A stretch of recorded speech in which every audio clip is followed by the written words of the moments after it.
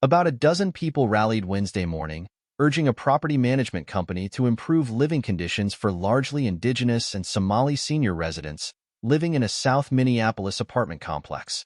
Residents of the BIID Gain-Weeby complex are demanding that their property management company come up with a plan to address several long-standing issues at the complex's two buildings, including on-site staff that are unresponsive and delays in repairs.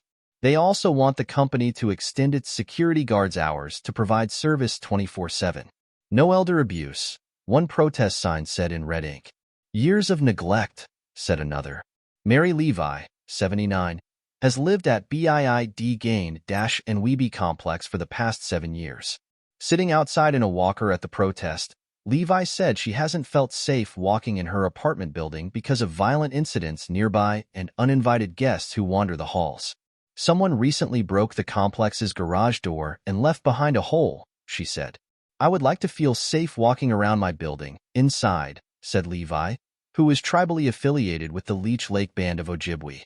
Common Bond Communities manages and co-owns the property with the American Indian Community Development Corporation, AICDC. Michael Goes, AICDC's chief executive officer, said his organization received a letter from Common Bond stating that they will no longer manage the apartment after their contract ends in June. Goes said AICDC will take over as the apartment's sole owner, adding that it's unclear when the transfer of ownership will be completed. AICDC and the U.S. Department of Housing and Urban Development will also approve a new property management company to handle maintenance repairs. The safety, security, and the health of residents are always the top priorities at our housing communities, and we are confident that AICDC will operate and manage the property well into the future, said a written statement from Common Bond's spokesperson Katie Self. Self also said that Common Bond's intention has always been to eventually transfer ownership and legal control to AICDC. BIID Gain-Weeby is located on East 24th Street near East Phillips Park. It features 47 single units for seniors who are 62 years old or older at a rate of 30% area median income. Many of the residents are Native or Somali.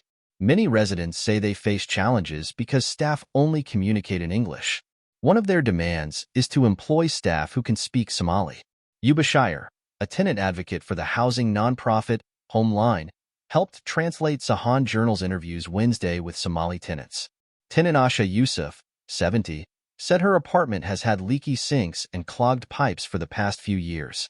Yusuf doesn't speak English, so she can't call the management company to request repairs.